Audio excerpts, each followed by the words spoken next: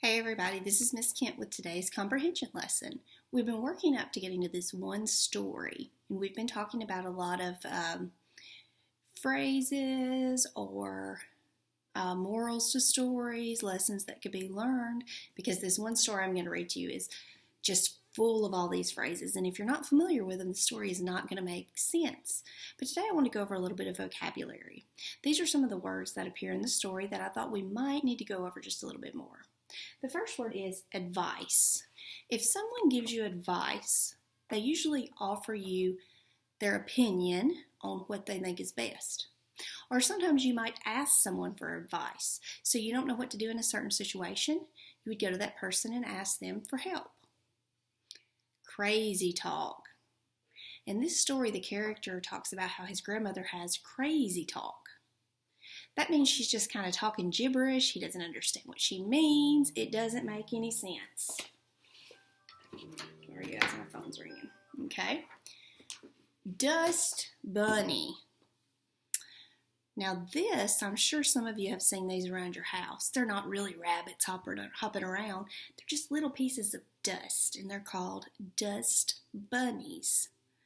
Not real bunnies. They're just little pieces of dust. Here's a word we have, hungerly. Hungerly. This is one of those words with a suffix on it, but what is the base word or the root word? Hungry. So hungrily means in a way that is hungry. Stale. If something's stale, it's kind of hard. A lot of times when we talk about stale, we talk about bread. It's not as soft anymore. Or maybe you bake cookies and they've been sitting for days and they're not just soft to bite into. They're kind of hard. Sometimes even with chips, like they just don't crunch the way they used to. That means they're stale. Tuft. Tuft. Now when I hear the word tuft, I always think back to the Lorax, and there's those little tufts on the trees. The truffulous trees have tufts. A tuft is just a little, like in this story it's going to talk about a tuft of hair, a little piece of hair, a little torn off piece. And then we have heaved. Heaved. If someone heaved something, that means they pick it up, it's very heavy and they can't throw it, they just kind of heave it over. So heave means kind of to toss. Okay? I'm not going to read the story today. I know some of you are so eager for me to read the story, but I am going to introduce this book to you that has the picture in it that the story is going to be about. Okay, this is The Mysteries of Harris Burdick by Chris Van Allsburg, and this is one of the pictures in the book. I want to read the intro to this book. An intro means kind of a beginning. The introduction. I first saw the drawings in this book a year ago in the home of a man named Peter Winders. Though Mr. Winders is retired now, he once worked for a children's book publisher, choosing the stories and pictures that would be turned into books. 30 years ago, a man called at Peter Winders' office. So it doesn't mean he called on the phone. If you called upon someone, you went to visit them. Introducing himself as Harris Burdick. Mr. Burdick explained that he had written 14 stories and had drawn many pictures for each one. He'd brought with him just one drawing from each story to see if Winders liked his work. Peter Winders was fascinated by the drawings. He told Burdick he would like to read the stories that went with them as soon as possible. The artist agreed to bring the stories the next morning. He left the 14 drawings with Winders, but he did not return the next day or the day after that. Harris Burdick was never heard from again. Over the years, Winders tried to find out who Burdick was and what had happened to him, but he discovered nothing. To this day, Harris Burdick remains a complete mystery. His disappearance is not the only mystery left behind. What were the stories that went with these drawings? There are some clues. Burdick had written a title and caption for each picture. So a title of a story and a caption. A caption gives a little bit more information. When I told Peter Winders how difficult it was to look at the drawings and their captions without imagining a story, he smiled and left the room. He returned with a dust-covered cardboard box. Inside were dozens of stories, all inspired by the Burdick drawings. They'd been written years ago by Winders' children and their friends. I spent the rest of my visit reading these stories. They were remarkable.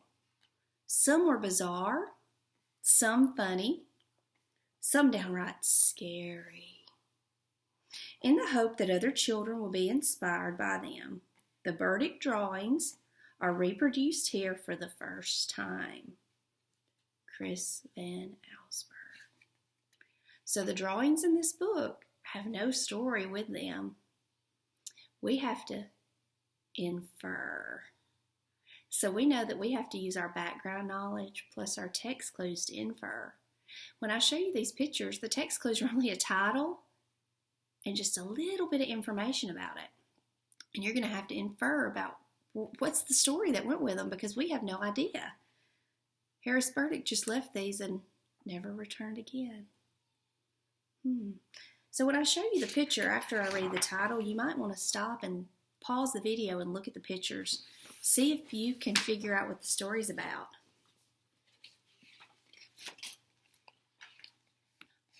Archie Smith, Boy Wonder. A tiny voice said, "Is he the one?" What's happening here? Look at every little detail in the picture.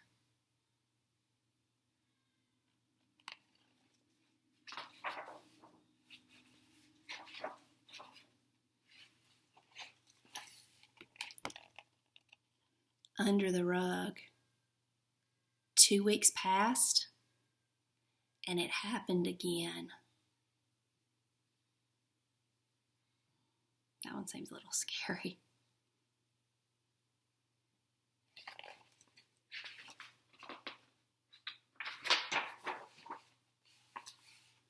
This one's titled A Strange Day in July.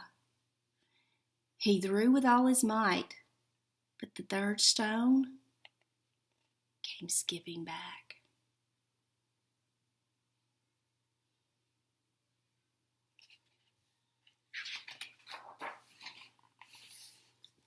This one's kind of hard to see, it's dark. Missing in Venice. Even with her mighty engines in reverse, the ocean liner was pulled farther and farther into the canal.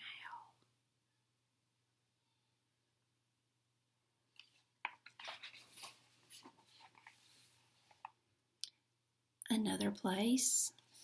Look at that castle in the background. Another time. If there was an answer, he'd find it there. What's going on in these pictures?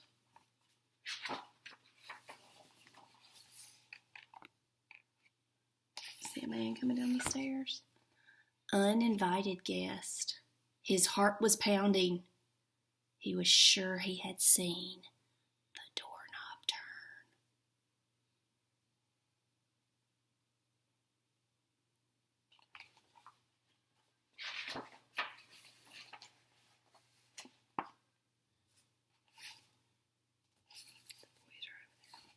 The harp. So it's true, he thought. It's really true.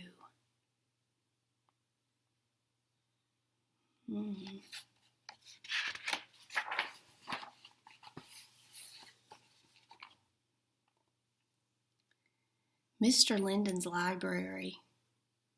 He had warned her about the book. Now it was too late.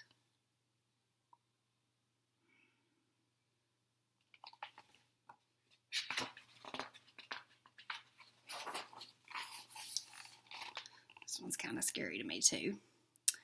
The seventh chair. The fifth one ended up in France.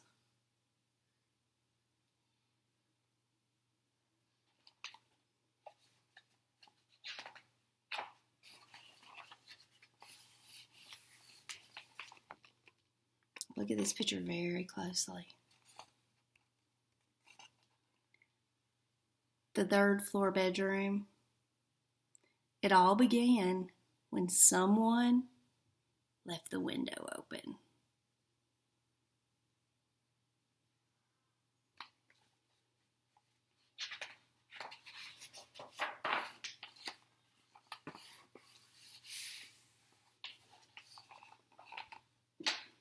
Well, this one has a strange title. You would think it would be Just Dessert, but it's Just Desert. She lowered the knife, and it grew even brighter. Look at those eyes.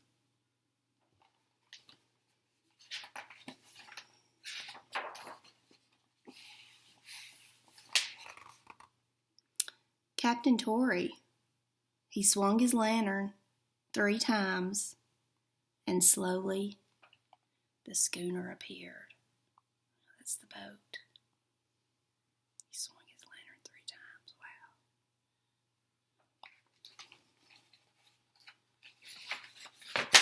Wow. This happens to be one of my favorite ones. Oscar and Alphonse. She knew it was time to send them back. The caterpillar softly wiggled in her hand, spelling out goodbye.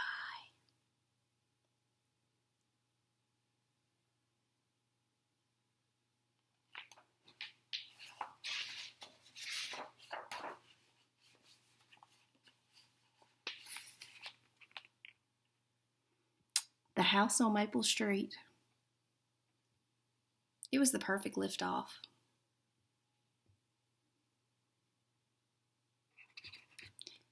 Now, none of these pictures have a story, so you have to think about what really happened here. Stephen King, who's a very famous author who writes adult horror stories that are very scary, actually used this picture for one of his books. So what's happening there? So go back and look at some of the pictures that I've shown you and think about what you know. So I'm going to open one. I'm going to talk about it.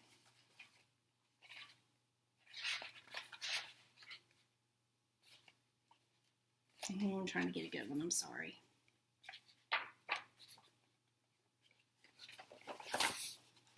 What about this one? Now, my background knowledge tells me a pumpkin is not going to glow like that. It also tells me that apron she has on, that's kind of not really a new style of apron, so this picture must be from the setting must be in the past. I see maybe she's going to do some cooking because there's a rolling pin and a bowl. She lowered the knife and it grew even brighter. So my text clues are telling me that as the knife gets close to the pumpkin, it's growing brighter. I can infer from this that she's probably planning on baking that pumpkin. But if my text clues are telling me it's getting brighter when she's about to cut it, I can also infer it must be a magical pumpkin. I'm thinking surely she's not going to cut this pumpkin. Or maybe if she does cut the pumpkin, what's going to happen? I don't know, because Harris Burdick never returned. Never brought any of the stories back. I want you to really be thinking about this picture here.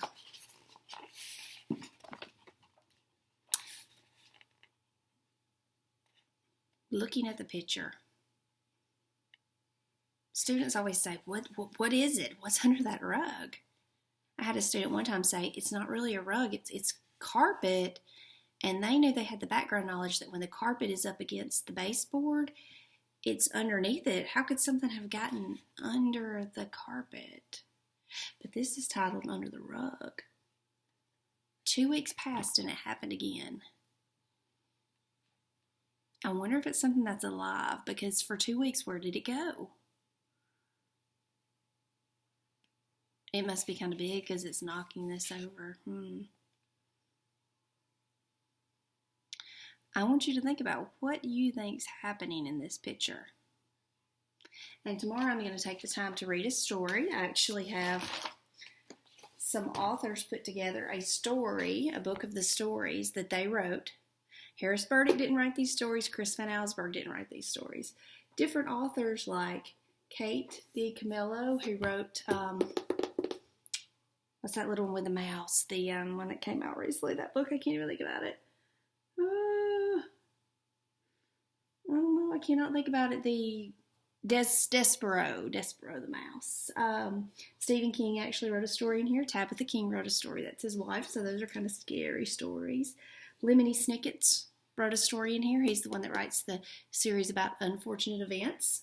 So lots of different authors took the pictures from Harris Burdick and wrote some stories. They're not Harris Burdick's stories, so I don't know if they're correct or not, but tomorrow we're going to go over one of these stories. And all that background knowledge we've been going through is going to help you understand the story that goes with the picture. Hope you're having a good day. If you have any questions about your work, please give me a call. Bye.